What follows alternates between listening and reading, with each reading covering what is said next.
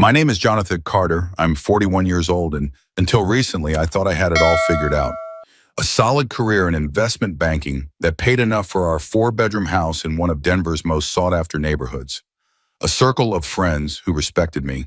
And Emma, my wife of 12 years, who I believed was as committed to our marriage as I was. I was wrong, dead wrong. It's funny how your entire life can change with one careless mistake.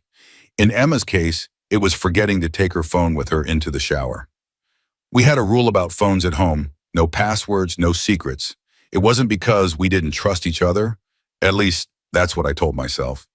It was just practical, in case of emergencies. The text notification lit up her screen while it sat on our marble kitchen counter. Room 317, same as last time. Can't wait. The sender, Vincent Larson. Even if you've never been to Denver, you've probably heard the name. His family's real estate development company had transformed the city skyline over the last decade. Their logo was plastered on half the construction sites downtown. Vincent himself was a fixture at every high society event, always with his elegant wife Claire by his side. Claire, I'd met her several times at charity functions. Soft-spoken, intelligent, with sad eyes that never quite matched her perfect smile. Now I understood why. I put the phone down exactly as I'd found it and poured myself 3 fingers of bourbon. My hands didn't shake. My breathing remained steady. But inside, something fundamental had shifted. When Emma emerged from the shower wrapped in her towel, hair dripping, I was sitting at our kitchen island, reviewing work documents as if nothing had happened. "What time is the Morgan portfolio review tomorrow?" I asked casually. 10:30, she said, checking her phone. I watched her face, looking for any reaction to the message. There was nothing. She was good at this. Better than I would have expected. "I might be home late tonight," she added. "The gala committee meeting might run long." I nodded. "No problem. I'll grab dinner with Tom." That was the first lie I'd ever told her. I had no plans with Tom. Instead, I drove downtown and parked across from the company where Emma worked as an event coordinator. At 6:45 p.m., she emerged looking polished and professional in her blazer and pencil skirt. She didn't head toward the parking garage where her car was. Instead, she walked 3 blocks and entered the lobby of the Warwick Hotel. I sat in my car for 20 minutes, knuckles white on the steering wheel. Part of me wanted to storm into that hotel, take the elevator to the 3rd floor, and kick down the door to room 317. But that would have been giving in to emotion. And if there's one thing I'd learned in my years as an investment banker, it's that emotion is the enemy of strategy. Instead, I started the car and drove to Brady's, a dive bar near our old apartment where Emma and I used to go when we were first married. The bartender, Mike, was still there, hair grayer but smile the same. "Jonathan Carter," he said as I slid onto a stool. "Been a while." "Too long," I agreed. "Bourbon, neat." He poured me a generous glass. "Celebrating something?" I took a long swallow, feeling the burn down my throat. "The opposite." Mike nodded, understanding in his eyes. He'd been tending bar for 30 years. He'd seen it all. "Want to talk about it?" "Not yet," I said. "Maybe after another one of these." 3 drinks later, I made a call to Barry Hoffman, an ex-cop turned private investigator who owed me a favor from when I'd helped restructure his brother's failing business. "I need surveillance," I said when he answered. "Discreet, thorough, and immediate." "Who's the target?" Barry asked. "My wife," I replied, my voice betraying no emotion. "And Vincent Larson." Barry whistled low. "The Vincent Larson? Jesus, John. Can you do it?" "Yeah, I can do it, but are you sure you want to know?" I watched as the evening lights of Denver flickered on, casting shadows across my dashboard. "I already know, Barry. What I need is proof." For the next 2 weeks, I lived a double life. During the day, I was Jonathan Carter, devoted husband and successful investment banker. I smiled at my wife over breakfast, kissed her goodbye, and asked about her day over dinner. At night, while she claimed to be working late or meeting friends, I received updates from Barry. The hardest part wasn't the deception, it was maintaining normalcy. Watching Emma get dressed in the morning, knowing those clothes would end up on Vincent Larson's hotel room floor. Listening to her talk about work challenges, knowing she was leaving out the most significant parts of her day. Lying next to her in bed, wondering if she was thinking of him. One night, as we were getting ready for a dinner with my colleagues, Emma came out of our walk-in closet wearing a blue dress I'd never seen before. New? I asked, adjusting my tie in the mirror. This? No, I've had it for ages, she lied smoothly. Just haven't worn it in a while. I knew for a fact that Vincent had bought her that dress. Barry had photographed them shopping together at Neiman Marcus 2 weeks earlier. I'd seen the receipt. You look beautiful, I told her, and meant it. That was the cruelest part. I still found her attractive, still felt the pull of our history together. 12 years is a long time to love someone. You're staring, Emma said, a hint of nervousness in her voice. Just appreciating the view, I replied, forcing a smile. Ready to go. At dinner, Emma charmed my colleagues as she always did. She remembered details about their spouses, their children, their hobbies, asked thoughtful questions, laughed at the right moments. Meanwhile, I kept thinking about the photos Barry had sent me that afternoon. Emma and Vincent in a passionate embrace in the elevator of the Brown Palace Hotel, his hand possessively on her hip, her fingers in his hair. Jonathan, are you with us? My boss, Richard, was looking at me expectantly. Sorry, I said, snapping back to the present, miles away. I was asking about the Peterson account. They still wavering on that municipal bond package? I launched into shop talk, grateful for the distraction. Emma touched my arm, a gesture of solidarity that once would have felt comforting, but now seemed hollow. After dinner, as we drove home in silence, Emma reached over and placed her hand on my thigh. You were quiet tonight, she observed. Everything okay? Just tired, I lied. Big presentation tomorrow. She nodded, accepting the explanation without question. Want to take a bath together when we get home? I could give you a massage. The thought of her hands on me, hands that had been on him, made my skin crawl, but I couldn't let on. Rain check? I really should review my notes for tomorrow. A flicker of relief crossed her face. Of course, I understand. I bet you do, I thought. You understand perfectly. The evidence piled up quickly. Photos of them entering and exiting various hotels, timestamps that corresponded with Emma's work events, credit card statements showing room service charges for 2 at the Warwick, the Brown Palace, the Four Seasons. 7 months of this had been going on right under my nose, but Barry found something else, something that changed my entire approach. Vincent Larson is in trouble, he told me one night as we sat in his cluttered office. Deep trouble. What kind of trouble? Barry slid a folder across his desk. Financial. His company has been using investor funds to cover massive losses. They've been falsifying reports, moving money between accounts to hide the shortfalls. Classic Ponzi scheme stuff, but on a scale that would make Madoff proud. I flipped through the documents, my mind processing the implications. How did you get this? Barry shrugged. I have a contact at the SEC who owes me. They're building a case, but these investigations take time. Meanwhile, Larson is still collecting investments and living large. While sleeping with my wife, I added. While sleeping with your wife, Barry confirmed. So what are you going to do? I closed the folder and looked up. I'm going to get creative. That night, as Emma slept beside me, I lay awake planning. The pieces were coming together in my mind. Vincent Larson had taken something from me. Now I would take everything from him. The next morning, I called in sick to work for the first time in 5 years. As soon as Emma left for her office, I began my research. Vincent Larson's company, his investments, his public appearances, his wife Claire, his daily routines. I needed to understand my enemy before I could destroy him. My first step was to find Claire Larson. Not difficult, as it turned out. She volunteered at the Denver Art Museum every Wednesday afternoon, leading tours for school groups. I waited until she finished, then approached her in the museum cafe. Mrs. Larson, I'm Jonathan Carter. Recognition flickered in her eyes. Yes, Emma's husband. We've met at the Children's Hospital benefit, I believe. May I join you? She hesitated, then gestured to the chair opposite her. Of course. Up close, Claire Larson was even more striking than I remembered. Early 40s like her husband, but with a natural elegance that made her seem timeless. No obvious cosmetic work, unlike many women in her social circle.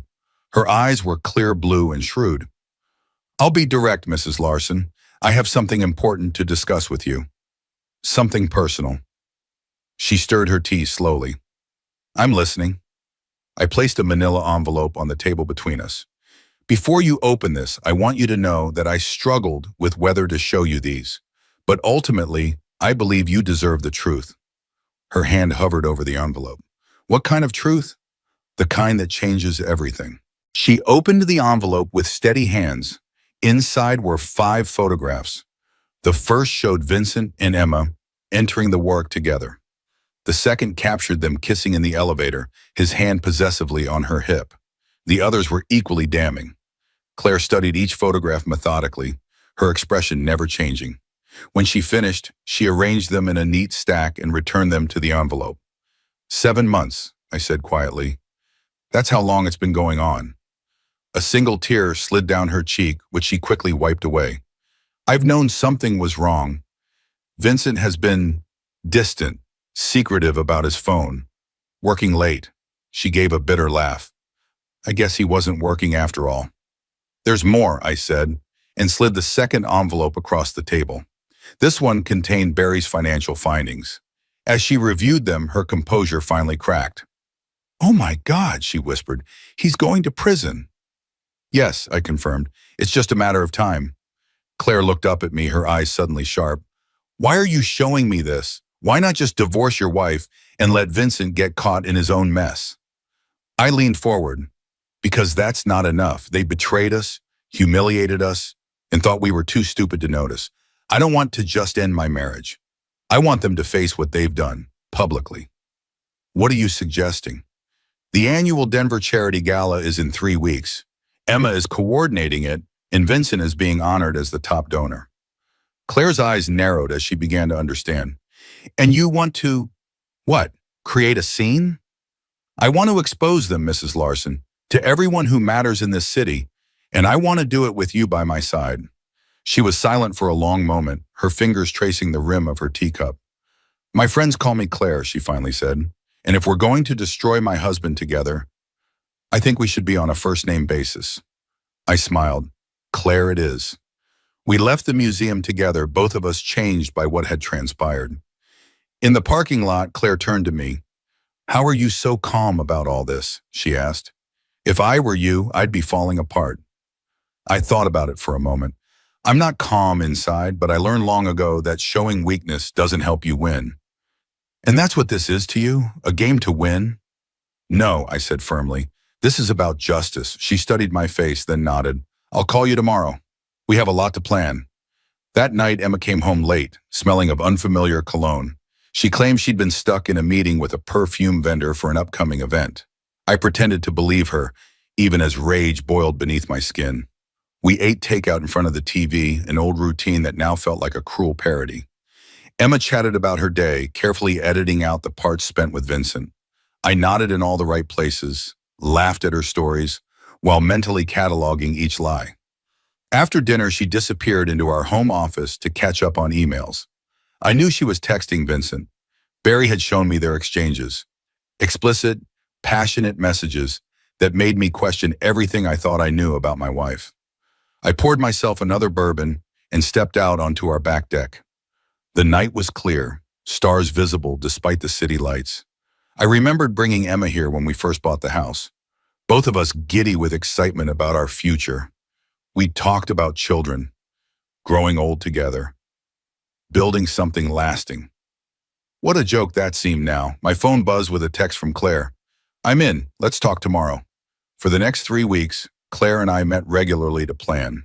We were careful, coffee shops in different parts of town, never the same place twice. We used burner phones to communicate. It may have been excessive, but we couldn't risk Vincent or Emma discovering what we were up to. During this time, I learned more about Claire Larson than I ever expected to. She was smarter than her husband, for one thing. She'd given up a promising career as an environmental attorney to support his ambitions. They had no children. Vincent had never wanted them, and now she was grateful for that small mercy. How did you and Emma meet? She asked me during one of our planning sessions. College. She was studying communications. I was in finance. We were at the same party, started talking, and that was it. I smiled at the memory, then felt the familiar stab of betrayal. What about you and Vincent? My father introduced us. He thought Vincent was exactly what I needed. Ambitious, charming, connected. My father was very big on connections. And was he? What you needed? Claire's smile was sad. For a while, maybe, or I convinced myself he was. She straightened her shoulders. But that's over now. One afternoon, as we were finalizing details at a small cafe in Cherry Creek, Claire suddenly froze, her coffee cup halfway to her lips. Don't turn around, she whispered. Emma just walked in. My heart raced, but I kept my expression neutral. Alone? Yes, she's at the counter ordering. Follow my lead, I said, and reached across the table to take Claire's hand just as Emma turned from the counter. I heard her sharp intake of breath, felt her presence behind me before she spoke. Jonathan? I turned, feigning surprise. Emma, what are you doing here? Her eyes darted between me and Claire, confusion and suspicion battling on her face. I had a meeting nearby. She looked pointedly at our joined hands. I didn't realize you two were friends. Claire and I ran into each other, I said smoothly. We got to talking about the gala. She has some great ideas for the presentation. Claire smiled, perfectly composed. Emma, so good to see you. Your husband has been telling me how proud he is of your work on the event. Emma's professional mask slipped into place, but not before I glimpsed the panic beneath. How nice. Jonathan doesn't usually take such an interest in my fundraisers. People change, I said, my eyes locked with hers, sometimes in surprising ways. Emma shifted uncomfortably. Well, I should get back to the office. Nice seeing you both. She hurried out, forgetting the coffee she'd ordered. I turned back to Claire, who released my hand with a shaky laugh. That was close, she murmured.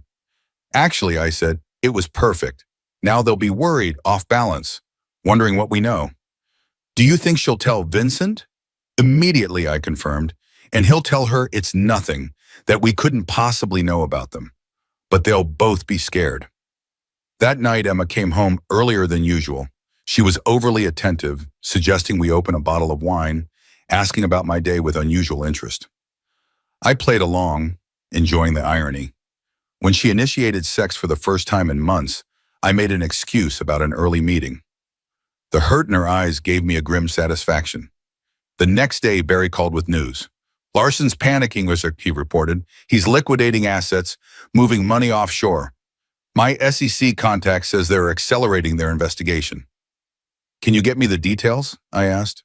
Oh, I want to know exactly what he's doing. Already on it, but there's something else. Larson made a large withdrawal yesterday, $50,000 or cash. That's not his usual style. I frowned. What's he planning? Not sure, but I've got a guy watching him. I'll let you know if he makes any unusual moves. 2 days later, I found out what the money was for. I was leaving my office when a man approached me in the parking garage, tall, broad-shouldered, with the dead eyes of someone who solved problems for cash. Mr. Carter, he said, blocking my path to my car. I tensed, ready for a confrontation. Who's asking? Name's Reeves. I work for Vincent Larson. He didn't offer a hand to shake. Mr. Larson would like to have a conversation with you. Tell him to call my secretary for an appointment, I replied, attempting to step around him. Reeves moved to block me again. This isn't the kind of conversation that happens in an office. Mr. Larson values his privacy. As do I said coolly. So you can tell your boss that if he wants to talk, he can do it through proper channels. Reeves's expression hardened. Mr. Larson is a generous man. He's prepared to make it worth your while to be discreet about certain matters. So that's what the $50,000 was for, a bribe, or the opening offer of one. I'm not interested in Mr. Larson's generosity, I said. Now, if you'll excuse me. I moved a step around him again, but this time Reeves put a hand on my chest, pushing me back. I don't think you understand the situation, he said, his voice dropping to a menacing rumble. Mr. Larson isn't asking. I looked pointedly at his hand until he removed it. Actually, I understand perfectly. Your boss is sleeping with my wife and running a Ponzi scheme. Now he's sent you to intimidate me because he's afraid I will expose him. Reeves blinked, momentarily thrown off script. Let me be clear, I continued. If anything happens to me, if I so much as slip in the shower, the SEC, the Denver PD, and every major news outlet in Colorado will receive detailed evidence of Vincent Larson's financial fraud. So you can go back to your boss and tell him that he can't buy me and he can't scare me." Reeves's expression shifted, calculation replacing intimidation. "You know, you could make a lot of money with that information. Mr. Larson would be very appreciative." "I already have money," I said. "What I want is justice." I walked past him to my car. He didn't try to stop me again, but I could feel his eyes on my back all the way out of the garage. That night, I called Claire and told her what had happened.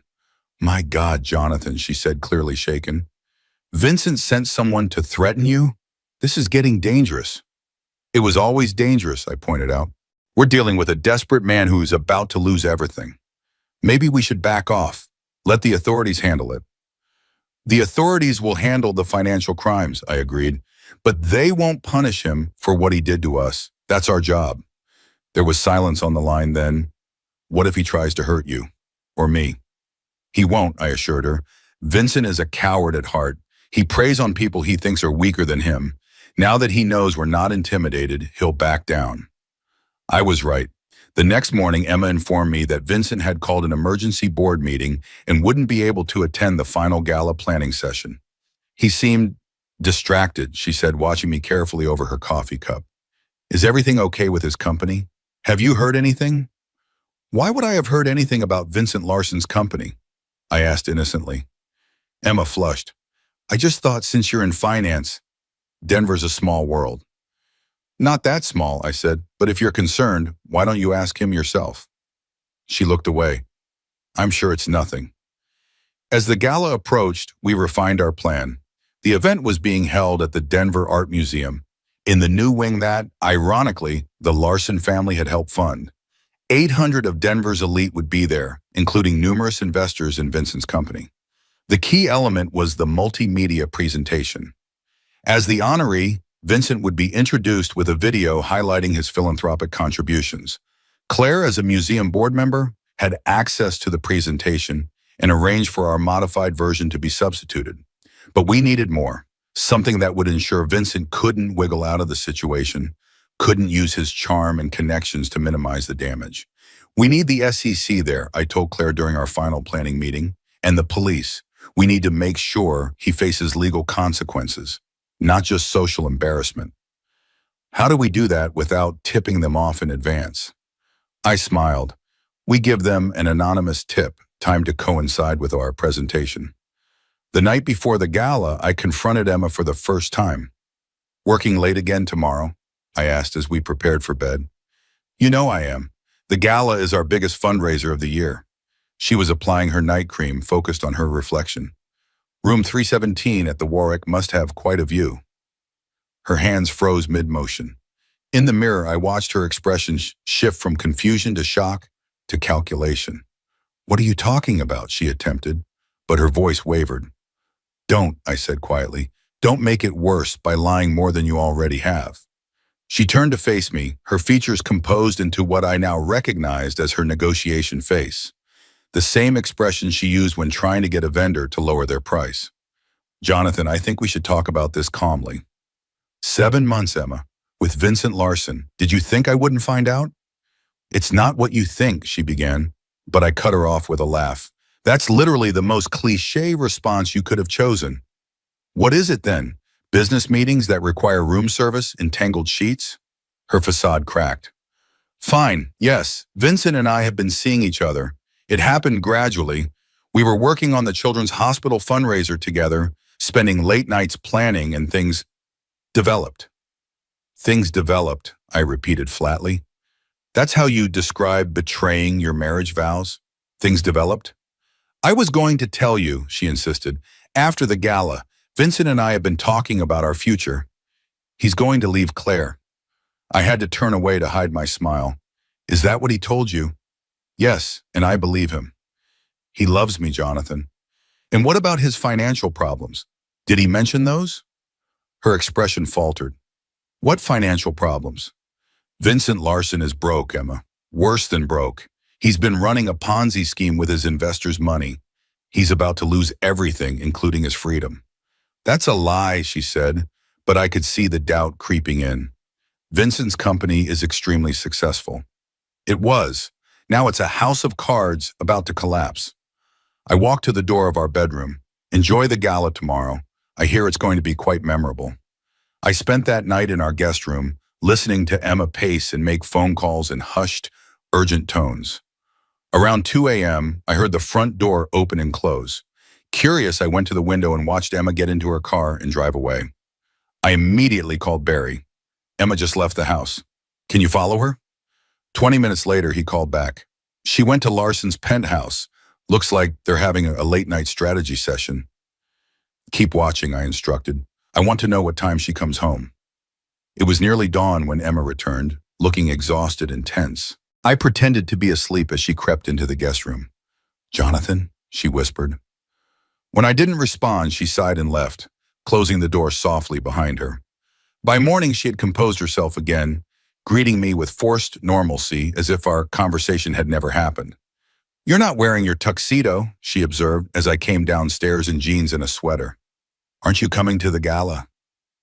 Oh, I'll be there, I assured her. Us not with you. Her smile faltered. What does that mean?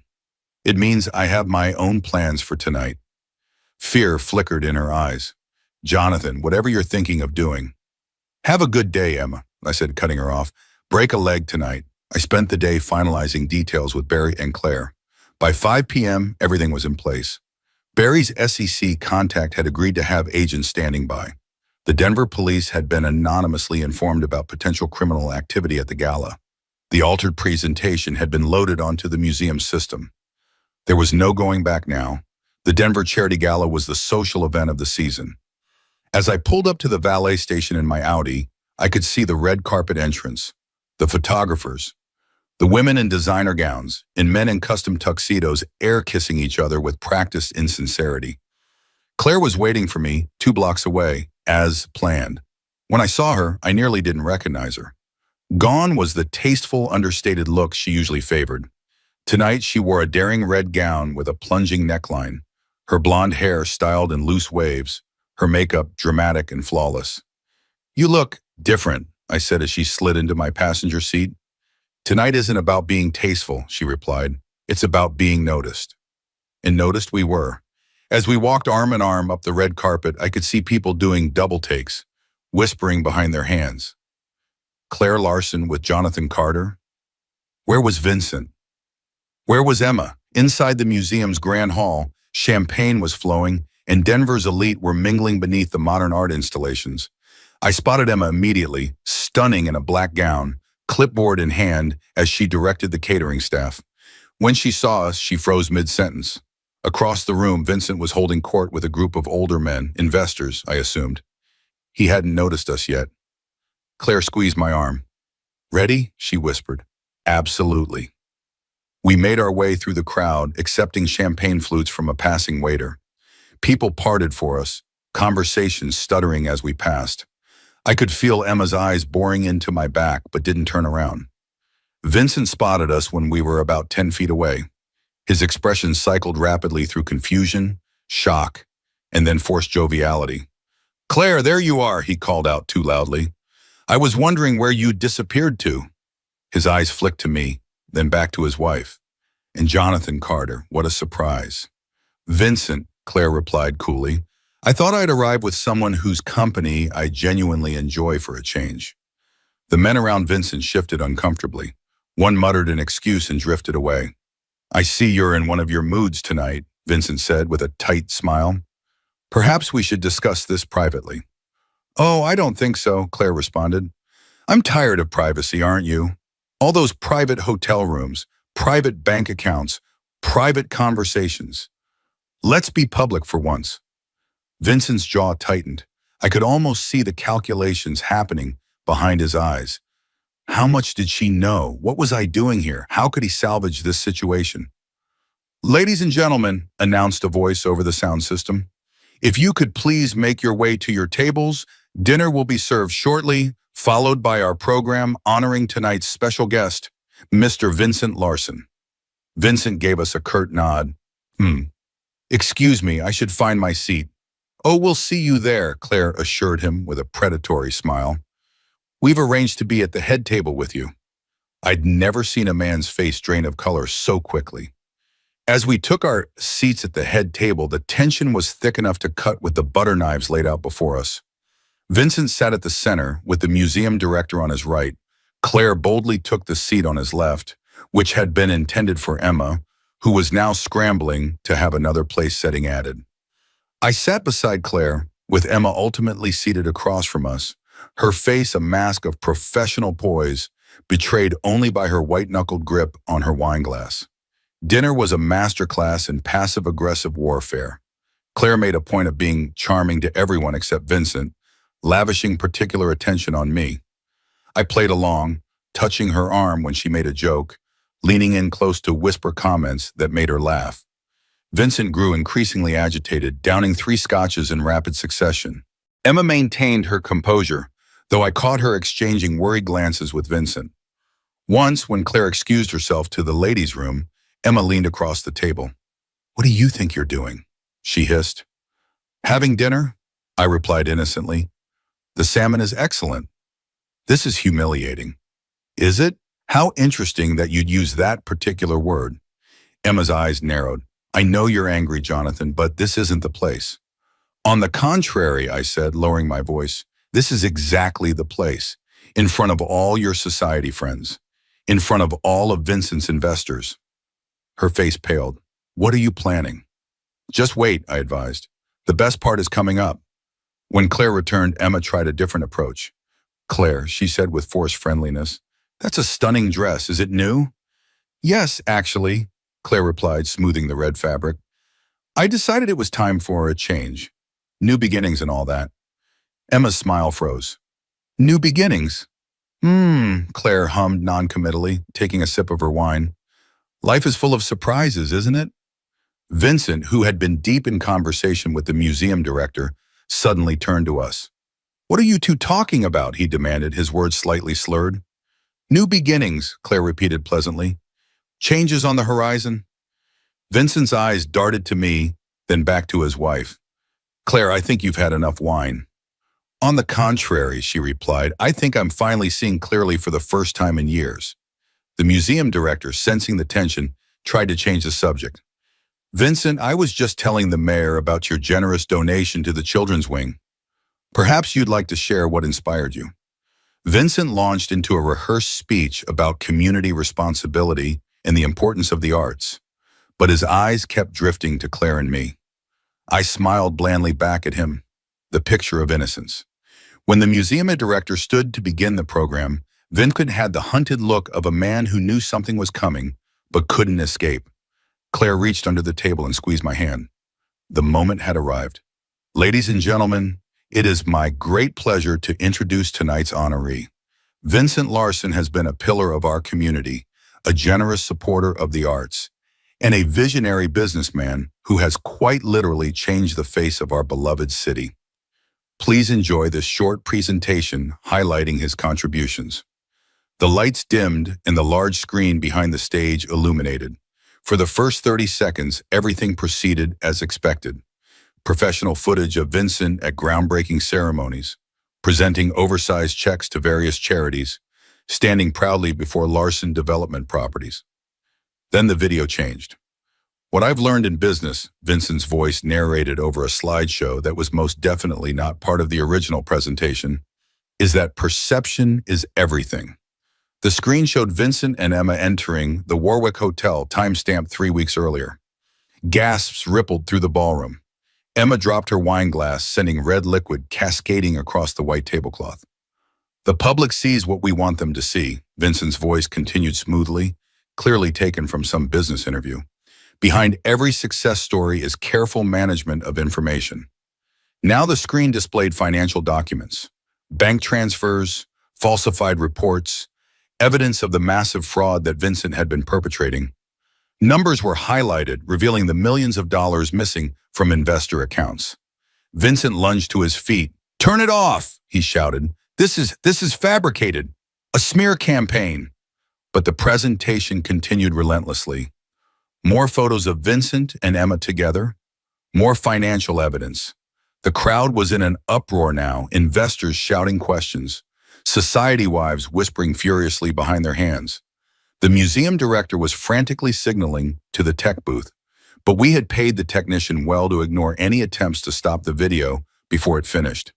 As the final damning images faded from the screen, I stood and raised my champagne glass. "I'd like to propose a toast," I announced, my voice carrying across the now hushed room. "To truth and to consequences." The massive doors at the back of the ballroom swung open. A team of SEC agents and Denver police officers strode purposefully down the center aisle.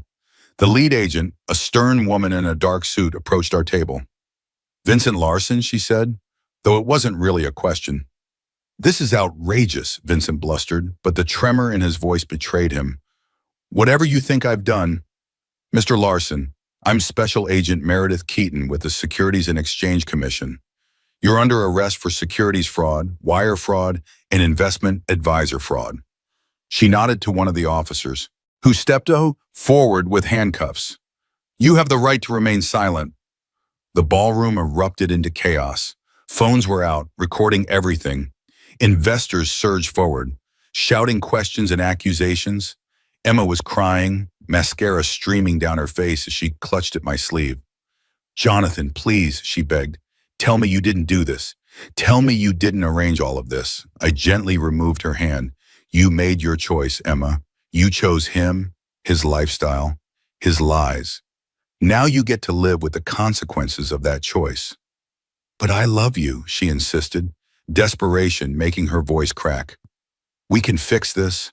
We can go to counseling, work through this. 12 years, Jonathan. Doesn't that mean anything?" I looked at her, really looked at her. Perhaps for the first time in years. The woman I had married was somewhere inside this stranger, but I could no longer see her. "It meant everything to me," I said quietly. "That's why this had to happen." As Vincent was led away in handcuffs, shouting about his lawyers and threatening everyone in sight, Claire appeared at my side. She slipped her arm through mine, a gesture that felt surprisingly natural. "Shall we go?" she suggested. "I think our work here is done." We left the gala amid the continuing chaos, neither of us looking back. Outside, the night air was cool against my face. For the first time in months, I felt like I could breathe freely. No more pretending. No more lies. "What now?" Claire asked as we walked to my car. "Now we wait for the fallout," I said, "and enjoy the show." The fallout was swift and merciless. The Denver Post might not have been able to print the more salacious details of the scandal, but social media had no such constraints. By morning, everyone in Denver knew that Vincent Larson had been arrested for massive financial fraud, while his wife had shown up at the gala with the husband of Vincent's mistress. Emma tried calling me dozens of times over the next few days. I didn't answer. Eventually, she sent a text. "I'm staying at the Crawford Hotel. I've given you space, but we need to talk. Please." I agreed to meet her in the hotel restaurant. She looked terrible, pale with dark circles under her eyes that her makeup couldn't quite conceal. "Have you filed for divorce yet?" she asked after the waiter had taken our orders. "My lawyer is drawing up the papers," I confirmed. "You'll be served next week." She nodded as if she'd expected this. "And will you be pursuing the infidelity angle?" "That depends on how amicable you're willing to be. Colorado is a no-fault state, but judges still consider conduct in property divisions. If you fight me, I'll make sure everyone knows exactly what happened." "I won't fight you," she said quietly. "I made a terrible mistake. The worst mistake of my life." 7 months isn't a mistake, Emma. It's a campaign." She flinched. "Vincent was persuasive. He made me feel special, desired. He talked about leaving Claire, about us having a future together. While he was stealing from his investors and living on borrowed time," I added. "Did you know about his financial crimes?" "No," she protested. "How could you think that? I had no idea until you told me the night before the gala." I studied her face, looking for signs of deception. I'd been married to this woman for 12 years, but now I questioned whether I'd ever really known her. "What will you do now?" I asked. "I've lost my job," she admitted. "The museum board felt I'd brought too much negative attention to their organization. I've got an interview at the Oxford Hotel next week, assistant events manager." She gave a bitter laugh. "Several steps down, but I have to start somewhere." Despite everything, I felt a flicker of sympathy. Emma had built her career methodically over a decade. Now she was nearly starting over. "What about you?" she asked. "I've heard rumors." "About what?" "About you and Claire Larson." I shrugged. "People will talk. Let them." "So there's nothing going on between you two? It was just for show, to humiliate Vincent and me?" "Claire and I have become friends," I said carefully. "We've both been through a traumatic experience. We understand each other." Emma's eyes filled with tears. "I really have lost you, haven't I?" I signaled for the check without answering. Some questions don't deserve a response. Outside the restaurant, as we prepared to go our separate ways, Emma touched my arm one last time. "I am sorry, Jonathan. Truly, I know that doesn't fix anything, but I need you to know." I looked at her, this woman I had once planned to grow old with. "I believe you are sorry," I said finally, "but not because you hurt me. You're sorry because you bet on the wrong man and lost everything." She didn't deny it. She couldn't. Vincent's legal troubles multiplied in the weeks following his arrest. The investigation revealed that he had defrauded investors of over $75 million, using the money to maintain his lavish lifestyle and prop up failing developments. Former business associates rushed to distance themselves, some even suggesting they had suspected something was amiss all along. When I ran into Claire at our lawyer's office building, her divorce proceedings were moving forward alongside mine, she told me Vincent had tried to blame her for his crimes. He actually told investigators I was the one who handled the company finances, she said with disbelief as we shared coffee afterward. As if I had access to any of it. He kept me completely in the dark. "Will that complicate things for you?" I asked. She shook her head. "They've already confirmed I had no involvement, but it shows how desperate he is. He'd throw anyone under the bus to save himself." "Including Emma?" Claire's expression softened slightly. "I heard she's working at a hotel now, the Oxford?" "That's what she told me." "Do you ever regret what we did, the public exposure?" I considered the question. "No, they deserved it, both of them."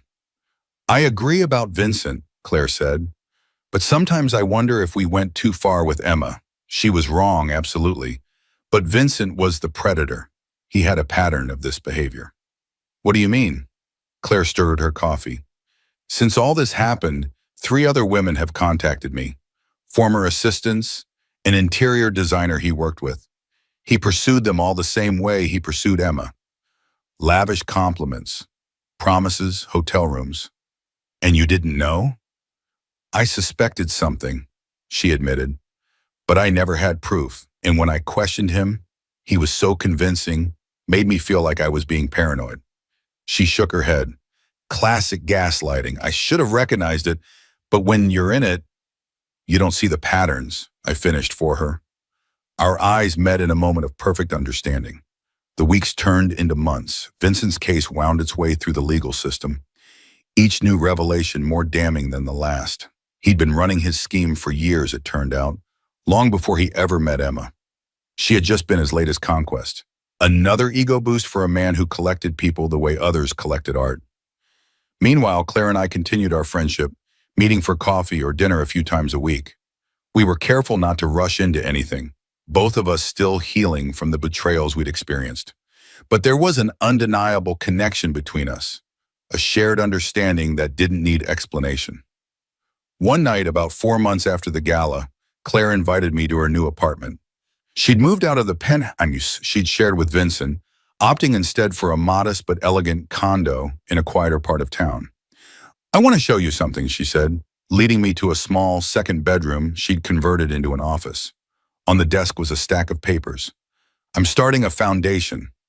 I picked up the proposal. "The Denver Truth Project?" She nodded, excitement lighting her face. "It's going to provide legal aid to victims of financial fraud. People who've lost their savings to scammers like Vincent, but can't afford to fight back." "This is impressive," I said, flipping through the detailed business plan. "You've really thought this through." "I needed a purpose," she explained. "After everything that happened, I couldn't just go back to being a society wife with a different husband. I needed to do something meaningful." I looked at her with new appreciation. "You're remarkable, you know that?" She blushed, looking away. I'm just trying to make something good come out of all the bad.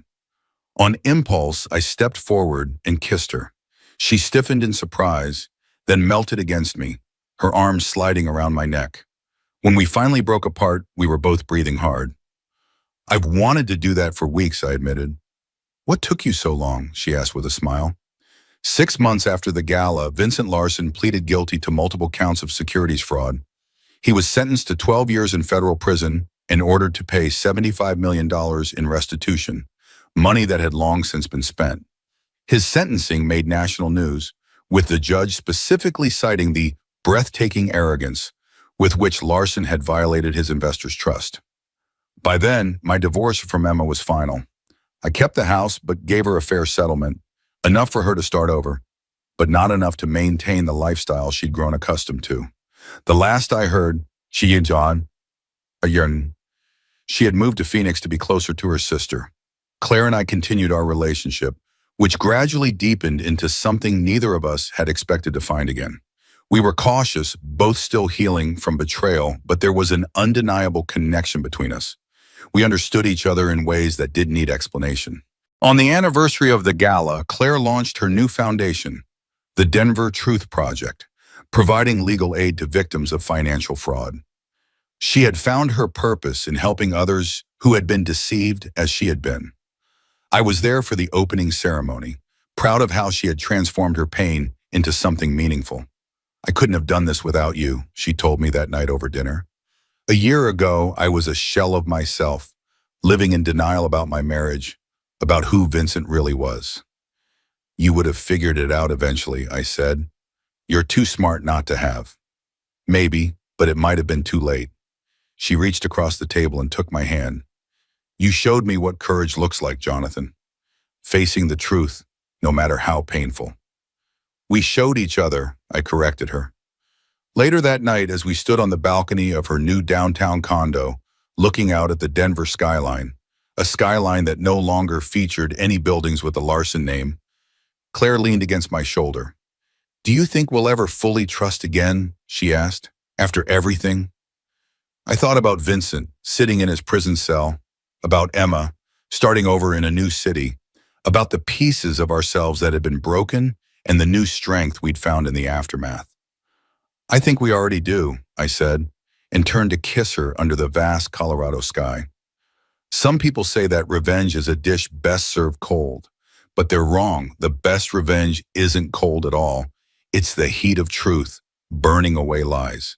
It's standing tall when others expected you to crumble. It's finding strength you never knew you had. And sometimes, if you're lucky, it's finding someone who understands exactly what you've been through and who's ready to walk with you into whatever comes next.